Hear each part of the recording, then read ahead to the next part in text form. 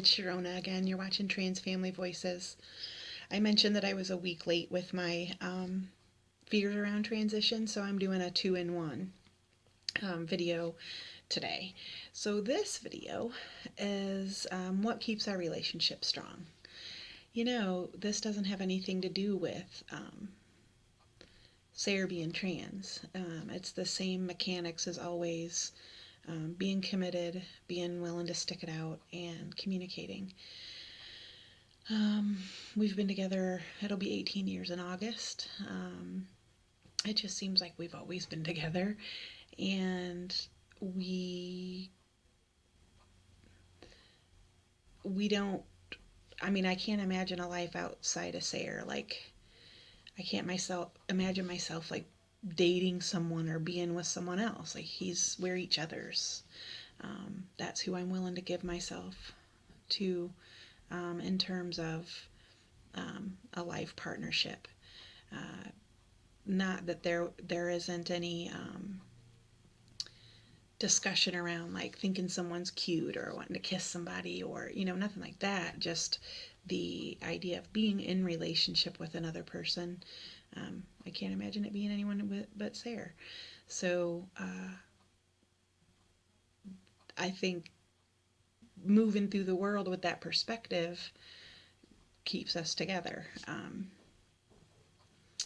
In terms of the transition, we were both already in therapy with our own therapists. We have throughout the years gone to couples therapy because communication has been difficult. I communicate, I say what I think, and Sarah has a harder time um, getting how he feels out.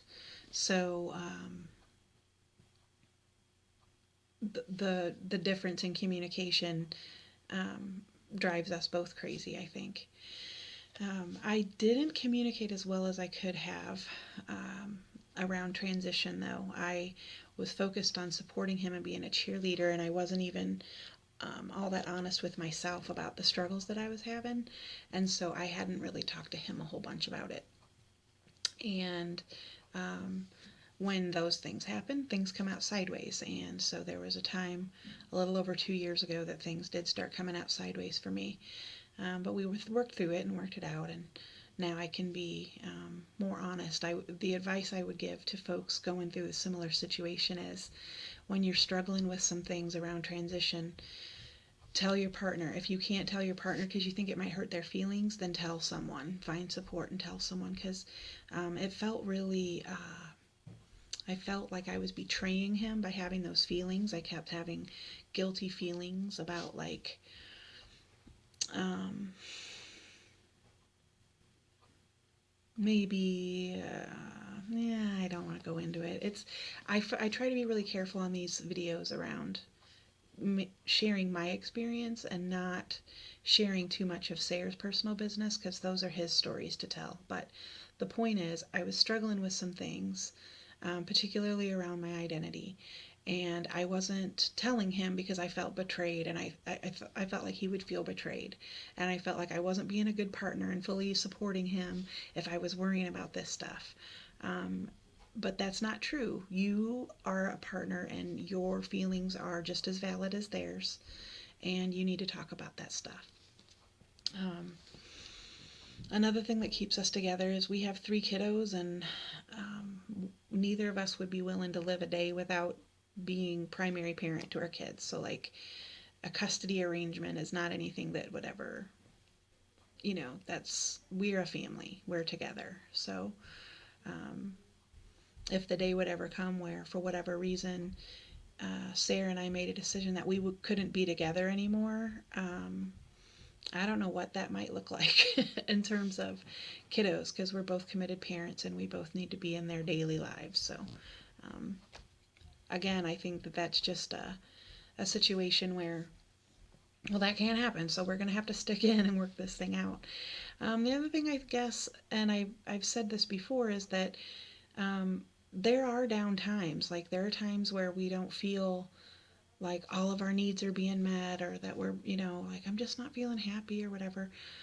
Um, your partner cannot possibly meet all your needs. So he and I both have rich lives apart from each other. We do things with friends, and um, he's a member of groups, I'm a member of groups. We've got outside responsibilities, and we do those things on our own. So we have full lives around outside of our relationship, and I think that's really important. To the point, though, that folks joke and say, "Oh my God, you're both in the same place at the same time."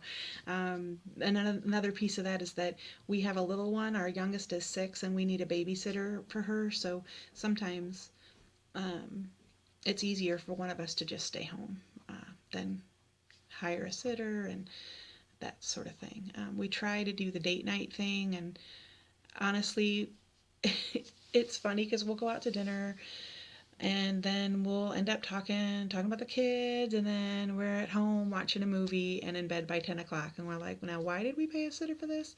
So that's more a thing of us being older than anything else. So um, and also you wait through the hard times and you fall in love over and over and over again.